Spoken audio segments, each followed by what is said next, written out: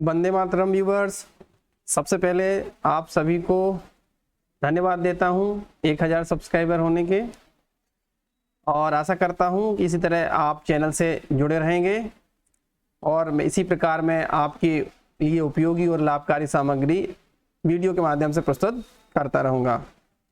तो चलिए शुरू करते हैं। एक बार फिर ये करेंट 2022 का जो पेपर है, फाउंडेशन कोर्स के अंतर्गत जो सेकंड पेपर है आपका एनवायरमेंटल स्टडीज़ और योगा एंड मेडिटेशन, यानी जो आपका FC सेकंड पेपर है उसके दो भाग होंगे। पार्ट ए में पर्यावरण अध्ययन और पार्ट बी में योग एवं ध्यान है। ये जो प्रश्न पत्र आप देख रहे हैं ये बरकतुल्लाह विश्वविद्यालय के BCom और BBA फर्स्ट ईयर के स्टूडेंट्स के लिए आया था।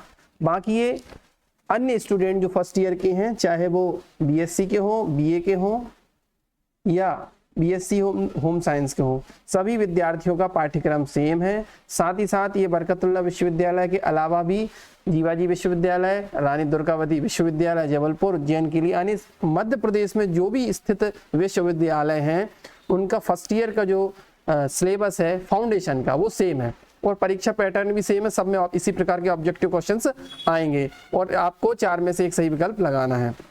पहले भी मैं और वीडियो बना चुका हूँ एनवायरमेंटल स्टडीज़ पर, FC फाउंडेशन कोर्स हिंदी भाषा पर, फाउंडेशन कोर्स अंग्रेजी भाषा और इंडियन कल्चर के ऊपर, साथ ही साथ योगा एंड मेडिटेशन पे भी बनाया मैंने। रियल पेपर भी है और सैंपल पेपर भी हैं। तो यहाँ पर जो आप देख रहे हैं ये 2022 का पेपर है, अभी हाल ही में हुआ है और इसमें आप देखेंगे जो पहले पेपर हुए हैं और जो सैंपल पेपर हैं और ये जो पेपर एक दूसरे के जो क्वेश्चन है वो रिपीट हो रहे हैं। इसलिए विद्यार्थियों आपको अगर अच्छे नंबर लाना है, अगर आपने साल भर अच्छे से पढ़ाई भी नहीं की है या आपको समझ में नहीं आया कि कैसा क्या है, सब्जेक्ट कौन से हैं, तो आप ये 2-4 वीडियो जो इसमें डले हुए हैं पर्टिकुलर सब्जेक्ट के आप देख लीजिए, ध्यान से देखिए। 1 बार देखिए, 2 बार देखिए, 3 बार देखिए। देखिए 3-4 बार देखने से क्या होगा, आपको अभ्यास के कारण आपको सब आने लगेगा। और योग के लिए देखिए बहुत सारे कठिन प्रश्न भी हैं, लेकिन जब आप बार बार इनका अभ्यास करेंगे तो आपके लिए सरल हो जाएंगे। ऑब्जेक्टिव क्वेश्चंस जो होते हैं उनकी विशेषता यही होती है कि इसमें बार बार अभ्यास करने से आपको वो क्वेश्चन का जो आंसर याद हो जाता है और चीज़ें डीपली भी धीरे धीरे समझ में आ जाएंगी अगर आप अध्ययन करेंगे। तो वीडियो शुरू करते हैं।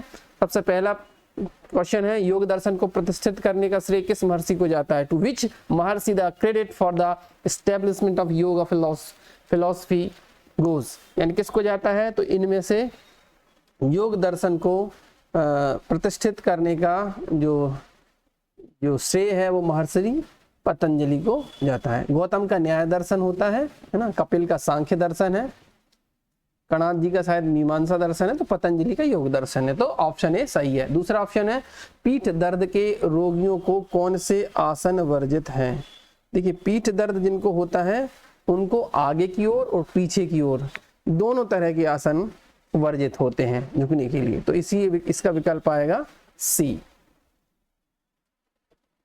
तीसरा प्रश्न है, श्वास लेने की प्रक्रिया को योग की भाषा में क्या कहते हैं? What is the process of breathing called in yogic language, है ना। जब श्वास अंदर लेते हैं तो उसको कहते हैं पूरक। देखिए ये प्रश्न रिपीट हो गया, मैंने सैंपल पेपर में आपको तीनों चीजें बताई थी, पूरक, कुंभक और रेचक। पूरक क्या होता है? जब सांस लेते हैं जिसे ब्रीथ इन कहते हैं उसे पूरक कहते हैं, और जो सांस को रोक कर रखा जाता है, ब्रीथ को होल्ड किया जाता है, उसे कुंभक कहते हैं। और ब्रीद आउट, ब्रीथ को जब बाहर निकालते हैं, सांस को बाहर निकालने की प्रक्रिया जो होती है वो रेचक कहलाती है। तो इससे एक प्रश्न जरूर आता है, तो याद रखिएगा। तो क्वेश्चन नंबर 3 का सही ऑप्शन है बी, पूरक। नेक्स्ट क्वेश्चन नंबर 4 है, how many types of kapalbhati? Kapalbhati के कितने, भांति नहीं होता, कपालभाति होता है, उसके कितने प्रकार हैं? तो कपालभाति 3 प्रकार माने गए हैं। ऑप्शन बी सही है। नेक्स्ट क्वेश्चन है, मानसिक रोगों से पीड़ित व्यक्ति के लिए कौन सा आसन लाभकारी है? विच आसन is useful for people suffering from mental diseases? Actually क्या है कि मेंटल डिसीजेज के लिए तो सभी आसन इनमें से कारगर होते हैं, मानसिक तनाव दूर करते हैं, पर जो दिए गए विकल्प हैं उनमें से शवासन जो है मानसिक रोग और टेंशन को दूर रखता है, ये होना चाहिए। बाकी आप इसमें थोड़ा सा कंफ्यूजन है कि कौन सा हो सकता है, पर दिए गए विकल्पों में से डी सही होना चाहिए। क्वेश्चन नंबर 6 पे चलते हैं, कमर दर्द के रोगियों को कौन से आसन नहीं करना चाहिए? देखिए यहाँ पर अभी एक प्रश्न जो हुआ था वो पीठ दर्द के लिए था, ठीक है। पीठ दर्द जिनको होती है उनके लिए था। अभी प्रश्न क्या आ गया है, कमर दर्द के रोगियों को कौन से आसन नहीं करना चाहिए, तो पीठ की ओर झुकने वाले, आगे की ओर झुकने वाले या खड़े होने वाले। तो दिए गए विकल्पों में से विकल्प बी सही होना चाहिए, स्टैंडिंग पोजीशन वाले। नेक्स्ट क्वेश्चन, क्वेश्चन नंबर 7 है, जालंधर बंद किया जाता है। जालंधर बंद can be practised in position, कैसे किया जाता है, तो जालंधर बंद में आप बैठकर जालंधर बंद लगाते हैं। जो तीनों बंद होते हैं ना, मूल बंद, जालंधर बंद और उद्यान बंद, है ना, ये तीनों ही बैठकर लगाए जाते हैं। कौन सी मुद्रा का अभ्यास मूल बंद लगाने में सहायक होता है, इनमें से विच मुद्रा is useful in the performing मूल बंद। तो मूल बंद में ये क्वेश्चन बीएससी के लिए रिपीट हुआ है। एक्चुअली ये जो मैंने पहले योग का वीडियो बनाया वो बीएससी का था, लेकिन बीएससी का पेपर बाद में हुआ, पहले बीकॉम वालों का पेपर हुआ था। तो ये क्वेश्चन बीकॉम वालों का आया और सेम यही क्वेश्चन किसमें आ गया, थोड़ा सा इसको मॉडिफाई किया था। पर अगर आपने वो वीडियो देखी है तो आप ये क्वेश्चन भी सही कर सकते थे। तो ये कहने का अर्थ है कि क्वेश्चंस रिपीट हो रहे हैं, तो इस बात का आप ध्यान रखिएगा। क्वेश्चन को अच्छे से एक दो बार जो समझ में ना उसको पॉज करिएगा, उसको एनालाइज करिएगा, ठीक है। तो कौन सी मुद्रा का अभ्यास मूलबंद लगाने में सहायक होता है, तो ऑप्शन बी सही है इसका, अश्वनी मुद्रा। अश्वनी मुद्रा में जो है वो मूलबंद लगाने में सहायक होती है। नेक्स्ट क्वेश्चन है, क्वेश्चन नंबर 9, मधुमेह रोगियों को मधुमेह रोग को दूर करने के लिए कौन सी शुद्धि क्रिया की जाती है, विच शुद्धि क्रिया is useful in eliminating diabetes disease. तो इनमें से कौन सी होना चाहिए जिससे जो डायबिटीज है वो दूर हो जाए। देखिए नेति जो होती है वो क्या करती है, आंख कान और नाक को साफ करती है ना, नेति क्रिया आंख और नाक को साफ करती है। वस्ति क्रिया जो होती है उसमें क्या होता है, उसमें आपका ये नौली क्रिया में उदर का जो है उसकी मसाज होती थी, नौली की बात करें हम, है ना। और धोती में क्या होता है, धोती में एक कपड़ा जो है वो मुंह के अंदर डाला जाता है, तो उससे क्या होता है, जो एसिडिक होती है, जो पित्ताशय से संबंधित रोग होते हैं वो दूर किया जाता है ना। तो दिए गए विकल्पों में से जो है शुद्धि क्रिया के लिए मधुमेह रोग को दूर करने के लिए ऑप्शन सी सही होना चाहिए। इसमें क्या होता है, इसमें बंध लगाकर, जो मूल बंध, जालंधर बंध, उद्यान बंध, इनको बंध लगाकर इसमें एक प्रकार से आपका जो पेट है, जो उदर है, उसकी मसाज की जाए, उसके आंतरिक अंगों की मसाज होती है। तो जैसे कि आप जानते हैं डायबिटीज में जो है आपका ग्लूकोज की मात्रा बढ़ जाती है ना, तो वो शुगर पेशेंट हो जाते हैं, तो इससे क्या है, लाभ होता है। क्वेश्चन नंबर 10 है, 10वां प्रश्न है, इनमें से कौन सा षठ कर्म के अंतर्गत आता है। तो षठ कर्म के अंतर्गत कौन, धोती, वस्ती, नेति, नौली, त्राटक और कपालभाति, ये 6 षठ का अर्थ होता है 6 कर्म, 6 कार्य माने गए शुद्धि के, है ना। तो ये कपालभाति भी है, वस्ती भी है, नेति भी है ना। तो इसका सही विकल्प होगा डी, सभी। Which of the following include षठ कर्म, ठीक है। Question number 11, yoga class usually begins with, किसके साथ, मेडिटेशन, प्रेयर, एक्सरसाइज, सूर्य नमस्कार। तो योग कक्षा शुरू करने से पहले सबसे पहले ध्यान ही किया जाता है, ठीक है।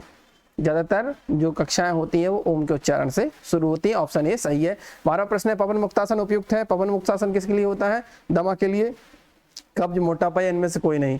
तो ये पवन मुक्तासन कब्ज के लिए ठीक होता है, इससे जो अपान वायु है पेट से बाहर निकल जाती है। क्वेश्चन नंबर 13 है, इनमें से किस ग्रंथ में प्राणायाम का वर्णन किया गया है। Pranayama is described in which of the following, Patanjali Yoga Sutra, हठ प्रदीपिका, घैरण्य संहिता, उपरोक्त सभी। वैसे तो देखा जाए जो प्रश्न पूछा जा रहा है कि प्राणायाम का वर्णन, तो प्राणायाम का योग सूत्र में भी उल्लेख है, हठ प्रदीपिका में भी है और घैरण्य संहिता में भी है। तो इसका विकल्प डी भी सही हो सकता है। अब चूंकि जो घैरण्य संहिता है उसमें बहुत सविस्तार से दिया गया है, तो इसका विकल्प सी भी हो सकता है।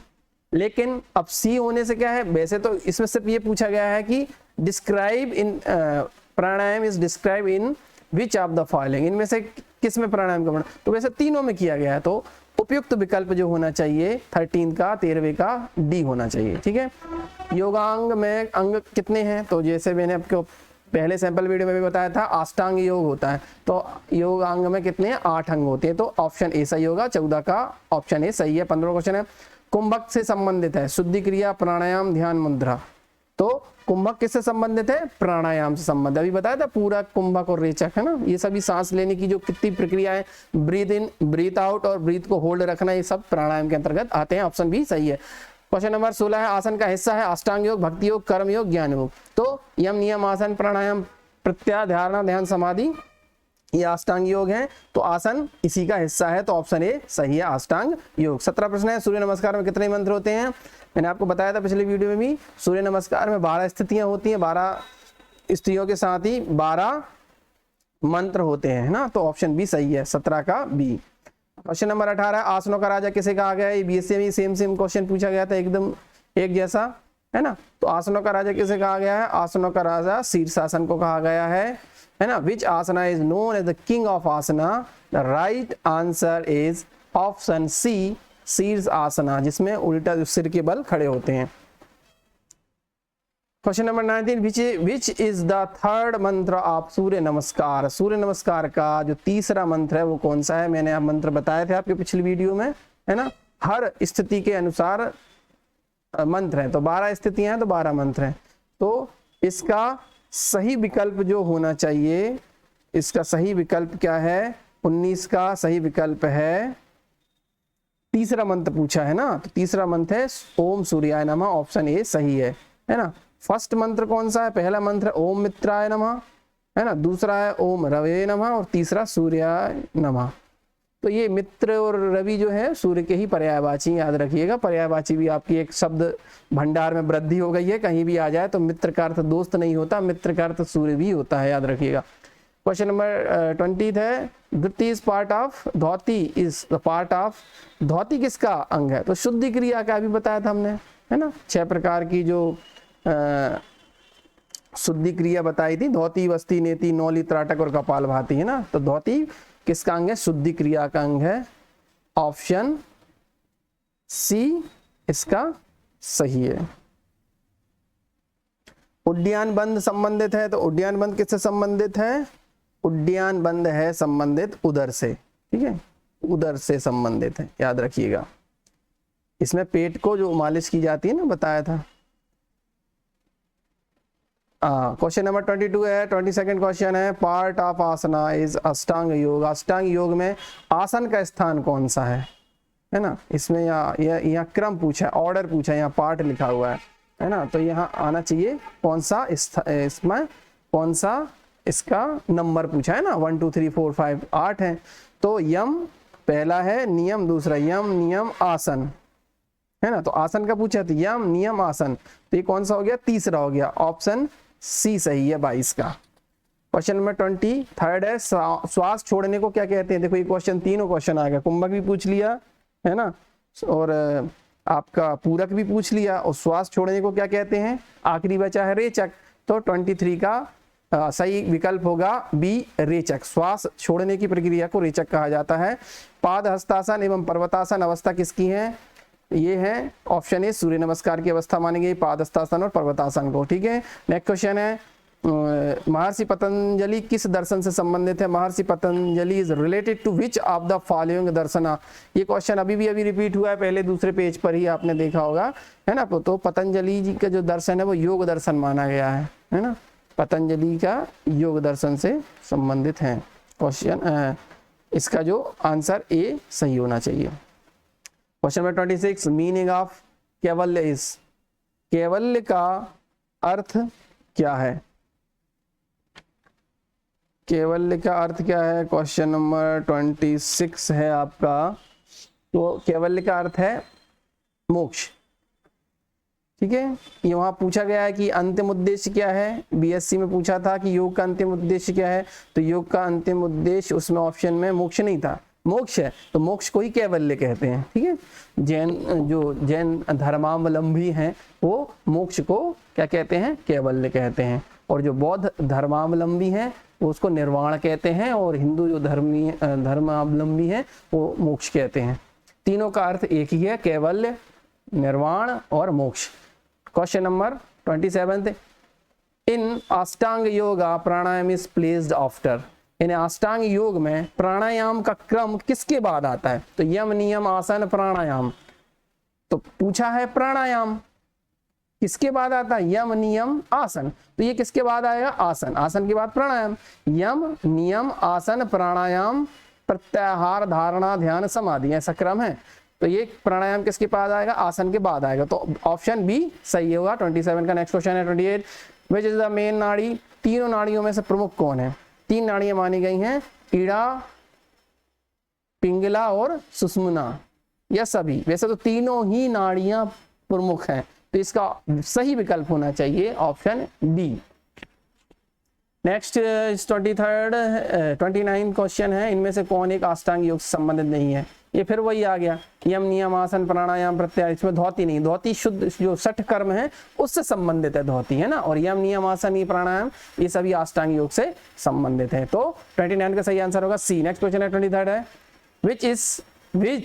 What is it called to focus the mind on one subject with concentration, यानी मन को एकाग्रता के साथ एक विषय पर लगाना क्या कहलाता है? ये कहलाता है ध्यान। ऑप्शन ए सही है। नेक्स्ट क्वेश्चन है, निम्नांकित में से कौन सी नाड़ी 10 मुख्य नाड़ियों में शामिल नहीं है? Which one of the following is not included in the 10 main nadis. वैसे तो मुख्यतः 3 ही नाड़ी है जो अभी चर्चा हुई थी प्रश्न में, प्रश्न क्रमांक जो था इससे पहले उसमें नाड़ियों की चर्चा की गई थी 28 नंबर प्रश्न में, इड़ा, पिंगला और सुषुम्ना। पर बाद के जो परवर्ती योग के आचार्य हैं जिन्होंने टीकाएं लिखी, भाष्य लिखे, उन्होंने 10 नाड़ियां बताई। तो उसमें कौन सा है? अलुम्बा भी है इसमें, है ना, कुहू भी है और संखिनी भी है, कूर्म नहीं है, कूर्म नहीं है कोई नाड़ी। तो 31 का सही आंसर होगा सी। ठीक है। नेक्स्ट क्वेश्चन है 22nd क्वेश्चन है, अकॉर्डिंग टू पतंजलि योग सूत्र ड्यू टू विच रीजन योग इज नॉट प्रूव्ड। पतंजलि योग सूत्र के अनुसार किस कारण से योग जो है सिद्ध नहीं होता? वो होता है अविद्या के कारण। ऐसा उन्होंने ऐसा कहा कि अविद्या है तो नहीं होगा, याद रखिएगा। नेक्स्ट क्वेश्चन है 33वां प्रश्न है, रिलैक्सेशन पोस्चर इज, शिथिलीकरण का आसन सबसे ज्यादा रखिए शवासन है, इसमें सबसे ज्यादा रिलैक्स होते हैं। 33 का सही विकल्प है बी शवासन। 34वां प्रश्न है, शलभासन वर्जित है, जो शलभासन किया जाता है वो किसके लिए वर्जित है? गर्भावस्था, मोटापा, कमर दर्द या कोई नहीं। शलभासन गर्भावस्था में वर्जित माना गया है, इसका सही विकल्प ए होना चाहिए। नेक्स्ट क्वेश्चन है, मेडिटेटिव पोस्चर इज, ध्यानात्मक आसन इनमें से कौन सा है? तो इनमें से ध्यानात्मक आसन है आपका पद्मासन, ध्यानात्मक अवस्था मानी गई है जिसमें ध्यान किया जाता है। क्वेश्चन नंबर 36 है, one is not easily affected by conflicts by practicing which of the following part of yoga, यानी योग के इनमें से किस अंग के अभ्यास द्वारा व्यक्ति द्वंद्वों से आसानी से प्रभावित नहीं होता है? तो यम नियम आसन या प्राणायाम। तो 40 का सही विकल्प होना नहीं, प्रश्न नंबर कौन सा है आपका? 36 का सही आंसर होना चाहिए प्राणायाम। प्राणायाम से क्या होता है? व्यक्ति का जो मन है वो स्थिर हो जाता है ना, फिर वो विचलित नहीं होता है। 37वां प्रश्न है, बाह्य विषयों के संपर्क से इंद्रियों का निग्रह करना क्या कहलाता है? तो बाह्य विषयों के संपर्क से इंद्रियों का निग्रह करने का अभ्यास, the practice of controlling the senses by contact with external object is called pratyahara. ऐसा कहा जाता है कि अंतर्मुखी कर लेते इंद्रियों को और बाह्य जगत से कोई भी विषय नहीं आने देते, उस प्रक्रिया को कहा जाता है प्रत्याहार। 37 का ऑप्शन डी सही होगा। अगले प्रश्न देखते हैं, 38वां प्रश्न है। 38वां प्रश्न है, अपरिग्रह निम्नलिखित में से किसके अंतर्गत सम्मिलित है? इनमें से किसके अंतर्गत सम्मिलित है अपरिग्रह? जो अपरिग्रह माने गए यम के अंतर्गत माने गए हैं, यम के अंतर्गत माने गए हैं। ठीक है, तो इसका सही विकल्प होगा बी। ठीक है। नेक्स्ट क्वेश्चन है 29th, ज्ञान के प्रकाश में पड़ा आवरण इनमें से किसके द्वारा हटता है? क्वेश्चन नंबर 39, तो किसके द्वारा हटता है? ये हटता है प्रत्याहार के कारण, है ना, क्योंकि अभी देखो यहाँ पूछा गया है ना प्रत्याहार, यहाँ पर जब इंद्रियों के विषय से हट जाता है तो फिर क्या होता है, ज्ञान के प्रकाश में जो आवरण पड़ा होता है इसके कारण हट जाता है, जब हम आंतरिक ओर देखते हैं तो। 40वां प्रश्न है, पतंजलि के अनुसार ये हेतु निम्नलिखित में से किनका संयोग है? According to Patanjali hetu is a combination of which of the following, इनमें से कौन सा है? Sight and vision, mind and sense, mind and intellect, in soul and Paramatma. The right answer is according to Patanjali drashta and दृश्य, ऑप्शन ए, यानी site and vision, यानी जो देखता है और जो दृश्य है इसके कारण, ठीक है, इसका ये हेतु से संबंधित है। 41वां प्रश्न है, धारणासु च योग्यता मनसा किसका परिणाम है? यानी धारणासु च योग्यता मनसा यानी और ध्यान केंद्रित करने के लिए मन की तत्परता, इसका अर्थ है, तो इसका सही विकल्प है सी, प्राणायाम। ठीक है, प्राणायाम में व्यक्ति तैयार होता है, इसका परिणाम है, प्राणायाम के बाद ही इस स्थिति तक आते हैं, इस स्थिति तक आते हैं। अगला प्रश्न 42वां प्रश्न, परम चेतन या दिव्य मन में पूरी तरह से लीन होना क्या कहलाता है? To be completely absorbed in the supreme consciousness of divine mind. Right option is D, samadhi. Last जो अष्टांग का 8वां योग है, यम, नियम, आसन, प्राणायाम, प्रत्याहार, धारणा, ध्यान, समाधि। नेक्स्ट है 43rd है, योग सूत्र के अनुसार आसन की परिभाषा क्या है? योग सूत्र के अनुसार आसन पूछा गया है, तो 43 का आंसर बी सही होना चाहिए, स्थिर सुखमासन, यानी स्थिर और सुख पूर्वक बैठना ही आसन है योग सूत्र के अनुसार। 44वां प्रश्न है, भगवत गीता के अनुसार योग की परिभाषा क्या है? इसमें से समत्वम योग उच्यते, योगः कर्म सुकौशलम, स्थिर सुखमासन, कोई नहीं हो नहीं सकता, स्थिर सुखमासन यहाँ निकल गया है, तो इन दो में से एक बचा है। इसका आंसर जब भगवत गीता की बात आया जाए तो कर्म को याद रखना, कर्मण्येवाधिकारस्तु कहते हैं ना, योगः कर्मेषु कौशलम, ऑप्शन बी सही है, 44 का ऑप्शन बी सही है। 45वां प्रश्न है, प्राणायाम की अवस्था इनमें से कौन सी है? ब्रीथ इन, ब्रीथ आउट, ब्रीथ होल्डिंग, अभी आपको बताया ना, पूरक, कुंभक और रेचक, ये ब्रीथ इन, ब्रीथ आउट, ब्रीथ होल्ड, ये तीनों प्रकार की होती है, तो ऑप्शन डी इसका सही होगा। नेक्स्ट क्वेश्चन है, युज का अर्थ क्या होता है? जुड़ना, मिलना, एक होना है सभी, तो युज का अर्थ होता है सभी, ऑप्शन डी सही है। 47 में योग का जन्मदाता देश कौन है? Bharat, Nepal, America, undoubtedly Bharat, option A सही होगा 47 का। यम कितने प्रकार के होते हैं? मैंने आपके सैंपल वाले वीडियो में बताया था, यम और नियम ये दोनों ही 5-5 प्रकार के होते हैं, तो यम कितने प्रकार के होते हैं? 48 का ऑप्शन सी सही है, 5 प्रकार के। 49 में अष्टांग योग का प्रथम अंग कौन सा है? अभी मैंने पहले वीडियो में बताया ना, अभी चर्चा भी की, यम नियम, यम से शुरू होता है, तो 49 का पहला ऑप्शन ए है, ashtanga yoga is the first limb of yoga is yama, option C is the right answer. Last question है, श्वास को बाहर निकालने की प्रक्रिया, श्वास को बाहर निकालने की क्रिया को क्या कहते हैं? पूरक, रेचक, कुंभक, या इनमें से कोई नहीं? ये क्वेश्चन फिर आ गया है, तो बाहर निकालने की प्रक्रिया जो है रेचक कहलाती, ब्रीथ आउट जो करते हैं उसे रेचक कहा जाता है प्राणायाम में। ठीक है, तो यहाँ पर वीडियो समाप्त होता है। वीडियो काम का लगे तो लाइक जरूर कीजिए, अगर आपने अभी तक चैनल सब्सक्राइब नहीं किया तो सब्सक्राइब कीजिए। और अभी देखिए प्लेलिस्ट आ रही है, तो जो भी आपको अन्य जो सैंपल पेपर देखना है, जो रियल पेपर देखना है, इसमें देख लीजिए, उन पर वीडियो बना चुका हूँ मैं, पर्यावरण अध्ययन पर, योग पर, फाउंडेशन इंग्लिश और फाउंडेशन हिंदी पर। तो फिर ये वीडियो यही समाप्त करते हैं। Thank you for watching.